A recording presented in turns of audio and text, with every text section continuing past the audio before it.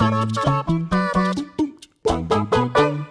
everyone and welcome to What Culture Music. I'm Josh, joined today by James Dowse and Ash Millman because we were thinking about the new Green Day single which dropped, I guess, last week at this point, called Father of All. There's an end word to that, which we can't say on YouTube, sadly. So I rounded up, the biggest Green Day fans in the office to kind of discuss it, because there is a weird theory going around on Reddit that I kind of stumbled across, because obviously I've been diving into the forums and the community to see what they think about the new direction that Green Day seem to be going down. And there is a kind of weirdly compelling idea that the album and the single might potentially be a bit of a troll. I don't believe it, but when I tell you, you might actually be convinced, because I was, for a brief second, I bought into this theory entirely, and then I didn't know what to think for about 3 days while I was, figuring out whether I liked the song, whether I wanted it to be real. But what do you guys just think, like, first impressions of the track itself?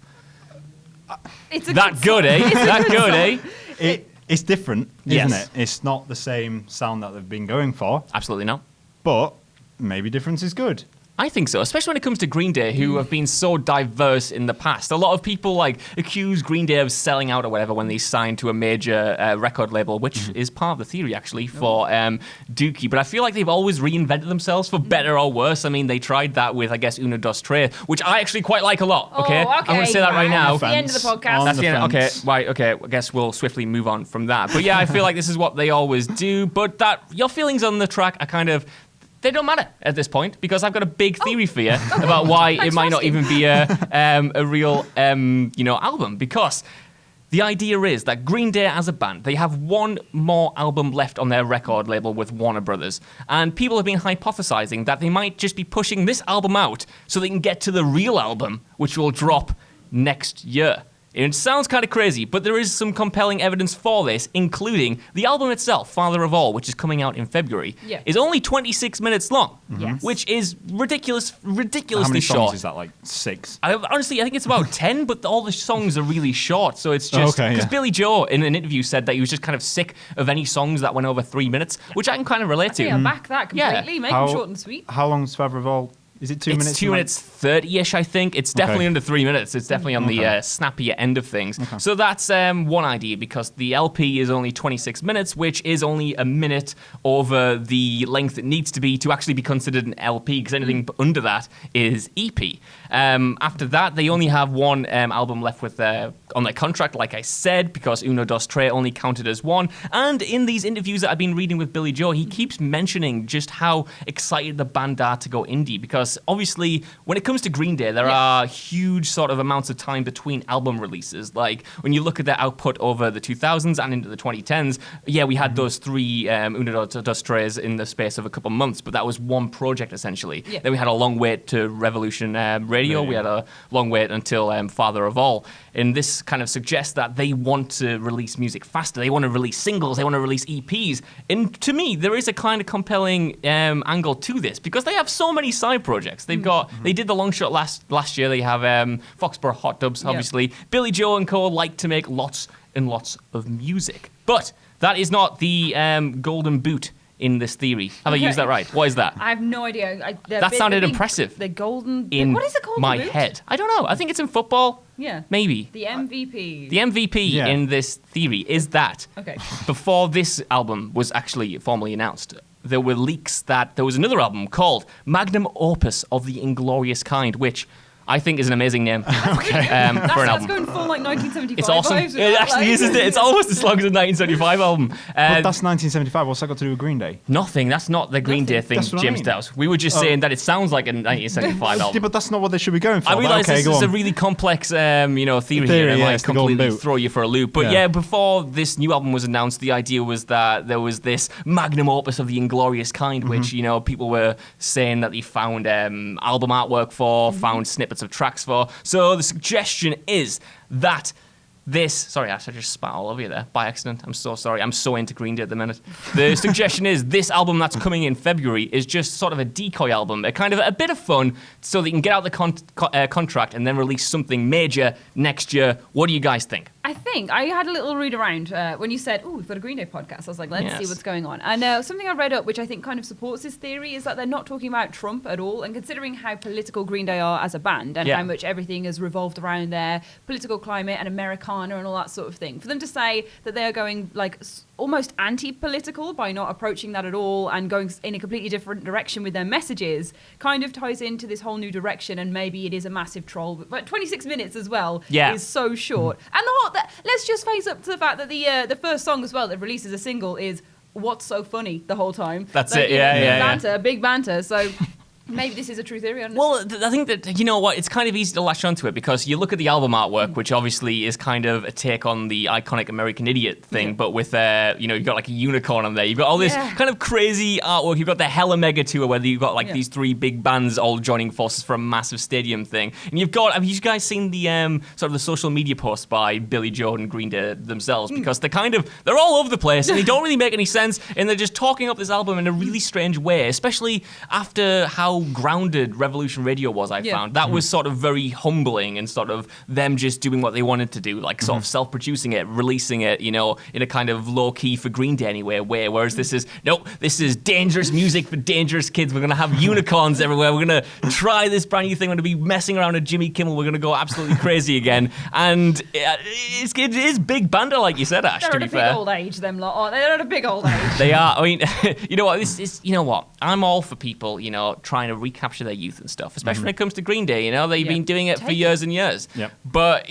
at this point, especially after Revolution Radio, I kind of feel like maybe a bit of not growing up, but sort of, growing into your age might have been justified, but they've gone, no, we're not going to do that. We're going to be the punk rock kids we always were, which, to be honest, I like it on the song, so I'm waiting to see more. I do think the song itself is really good, and I think a lot of the community is kind of latching onto the idea of this track being potentially, a joke or whatever, which I don't think it is. I don't think Green Day would intentionally release anything, kind of dumb or stupid or try to, ruin their reputation or whatever. I don't think they try and ruin their reputation. I don't think they go full troll or try and make it a big laughing stock or whatever. But I do think they're having some fun with it. They're pure having some fun. Yeah. They even said about all of their song names and stuff that they're doing for the album just came from them thinking of what sounded cool. And the album name itself is What Sounds Cool and What Sounds Fun. So it sounds like they're going for a lot more gimmicky, image-based thing than they ever would previously. Again, they usually have such a message behind everything. For them to choose to have nothing is kind of like, I don't know, I think it's quite fun. I think it's quite fun. It is, you know what, I do like the track, and I'm interested to see where the direction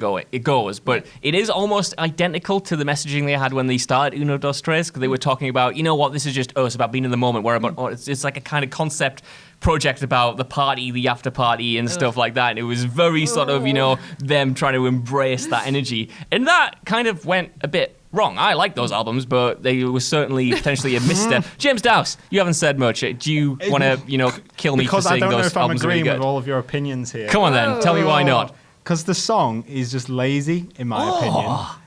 It's just fascinating stuff. Hear me out. It's a good song. It is not Green Day at all. Yes. It is not.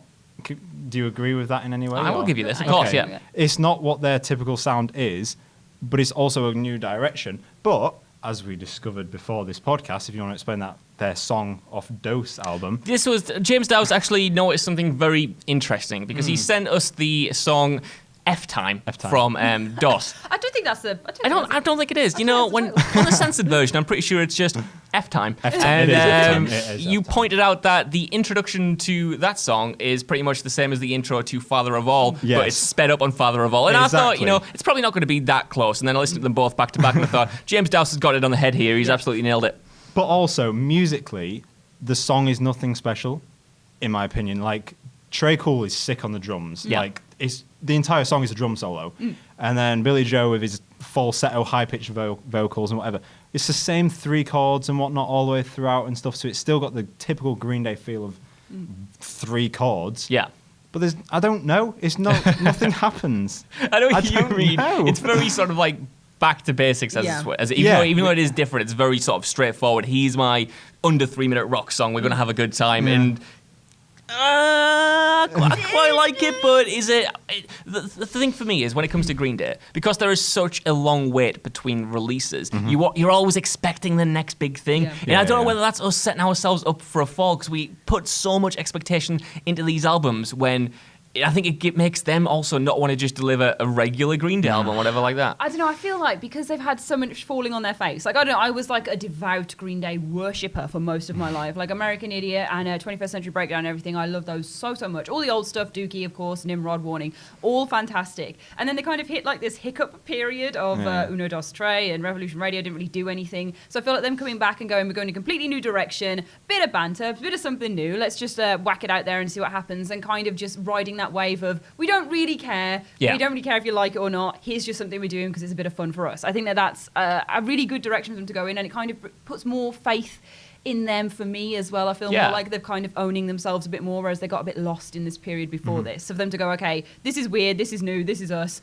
Whatever, deal with it. Like, I think that's a nice way for them to do it, and ties into this theory of them doing a banter album. I don't think they're doing something where it's like, let's ruin our own image for the fun of it. Like, as much as that would be, again, very old Green Day, where they'd be like, screw all this, we're so punk, rock and roll, and 40. Like, that would be... That'd be good, but yeah, I don't think they're doing that. I think it's very much just an embracing of fun and youth, and you know what I mean. Them just going back to that kind of that route in their sound and their music. And yes, it is kind of a lazy song, and it's not particularly impressive in any sort of technical way, but it's very catchy. It just establishes a new vibe for them, and I think it does the biz that it needs to do. Like, it just kind of gives everyone a little taster of what's coming, and it's not terrible. That's all that matters. Like, it's very indie, and I think it sounds like a lot of other indie stuff, but that's not a bad thing considering the trash we got before. But they're not an indie band. No, but they can be if they choose to grow there, you know? Maybe they could. They're not the same as they were in the 80s. Like, the 80s music is their best music, and then one, like, it is. The American Idiot era is really good, and obviously where they, like, absolutely came into their own, and that is fantastic stuff as well. But then they've got to let that go to be able to continue to be better, I think, as well. Like, that's all the best stuff, my favourite stuff, but I think bands have got to continually change and grow and can't put out that same stuff all the time. So as much as they aren't an indie band and this isn't their sound, it's good that they've lent into it to at least give themselves another renaissance period. Yeah, because I mean, when it comes to bands who have been around as long as Green Day, obviously, like they started in the 80s, they got big in the 90s, they got even bigger in the 2000s, and then they sort of wound down in the 2010s. Like, they've been around a long time, and there are so many bands like them who have that same sort of heritage and legacy that don't try new things, and that's totally fine. They've got their audience, but it's kind of always endearing that Green Day always sort of have that drive to do something new. They're always trying to recapture sort of those highs. They're coming out and they're saying, we want to do not studio tours. We want to do stadium tours. We want to be like this big band again. And you can see that coming through the music, even if I don't always like it or resonate with it as much as I used to with like the other albums. Like, for me, it's Kaplunk. That's the one I always go back to every single time. But like, I feel that like was before they had a record deal. That was before they had a record deal. Yeah. I feel like, it's great that they're still, and it sounds sort of patronizing or condescending, like, they're still trying, but they're still trying and putting out good music though. They're still trying to keep current. And we were talking just one day, James, about the fact that Green Day seemed to like go through cycles. They got really big with sort of Dookie, obviously, then they wound down, and then they released American Idiot, and then they kind of like wound down. And I feel like this could be Green Day version 3, whatever. They're a very like Uno Dos Tres. No, there are similarities between the cycles. You had obviously like Dookie was the breakout one, and then that ended with Warning, and then into American Idiot was phase 2. Yeah, and then that ended with, I guess, Revolution Radio, ending phase 2. That's it. And I do feel like Revolution Radio was very much sort of the Warning of that era. It was kind of like self-produced. It was very low-key. It was them just sort of doing them for an album. And for me, and I guess a lot of fans, that was like good, but it was kind of, potentially safe, and people were wondering what are they going to do next. And then they come out with like a total reinvention again. But I do wonder if it is sort of, if there is any truth to the idea that they will release more music quicker, because like you said, Ash, they are getting on at this point. How many, new creative sparks do they have left? Will we see them sort of pick up the reins? Obviously, they, like I said before, they have so many kind of side projects. Will those side projects potentially just morph into more Green Day material? I I don't know. I think that Billy Joe Armstrong is Ozzy Osbourne in his head, though, isn't he? Like, Ozzy's not going to stop. He's had, No, like, he's had that's a that good many point, like, yeah. ending eras. Like, Billy Joe Osbourne. Billy Joe Osbourne, it's Exactly. already happened. Exactly, that's what it is. That's who he is inside. He's like, it's not going to end. I think they're going to do it for as long as they can do it. And all power to them for trying it out, doing new things, and being this legacy band and still backing on with it. Like, everyone needs to see Green Day in their life, in a live tour. That's it. Speaking of, needing to see Green Day, are you guys planning on going to the Hella Mega tour at all? I hope Very so. tempted. I am as well, because I've never seen them on a stadium tour. I've seen Green Day a couple of times, but it's been at a festival and it was an arena show, which was so difficult to get tickets for. So in a way, I'm kind of excited that they're doing stadiums, because you'd hope. I'm saying this before I've tried to get tickets. You hope that it would be easier to get tickets to see them, but I have no idea, because I mean that's the great thing about them sort of releasing new music. And if you don't like it, you can still. I don't think anything gets taken away from what you like about Green Day, because when you go see them, they have those ridiculously long 3-hour shows. They always put on a performance. They do deep cuts. They do, I don't know. I'm sure I saw them do At the Library, which was a ridiculous deep cut once. And then they do, obviously the new stuff. But I feel like there's always a flavor of Green Day in there for no matter what you resonate with, whether it's Doogie, whether it's Warning, whether it's American Idiot, whether it's 21st Century Breakdown, whether it's going to be Father of All. Maybe that will, introduce a full new generation to Green Day. I feel like they've justified an attempt to sort of try new things, and I feel like if you just potentially write off an album as a troll album to get out of a contract, I don't think they'd do it. No. I don't think they'd do it. I think there might be some truth in that. They are excited to be indie. They want to release more music, but I don't think they would banter it off. I think experimental is more the word to That's go it, with. yeah, It's a bit of experimental banter rather than like self-sabotaging trolling, I would say. I agree. So is the theory that in the end of 2020 there'll be another album? Yes, essentially next year that'll be when this potential magnum opus of the Inglorious Kind, or whatever it should be known, will be released, self-released on an indie level. You're smirking at this, James Dowse. What do you think? Final thoughts? No. Fair play to them, as you say, for still being relevant. What? 26 Almost years after the first album came out, or proper album came out. It's a fair. No. On a record deal. Yeah. I count. Okay. No, go on. Can you count Kaplunk as an official album? Hell yeah, you can. Hell yeah. Okay. Well, it is. Hella mega, yeah. But it is, and fair game to them for carrying on, and hopefully this new album is good. Yeah. And if it is good, then they'll just carry on going and going and going. Forever. I'd take seeing, Green Day when they're of Ozzy Osbourne age. I'd still go see them. I'd still play out my bot to go see them. But it's not about my bot. It's about what you guys think down in the comments below. Are you excited for Green Day's new album? What do you think about the new direction? Do you buy into this conspiracy theory?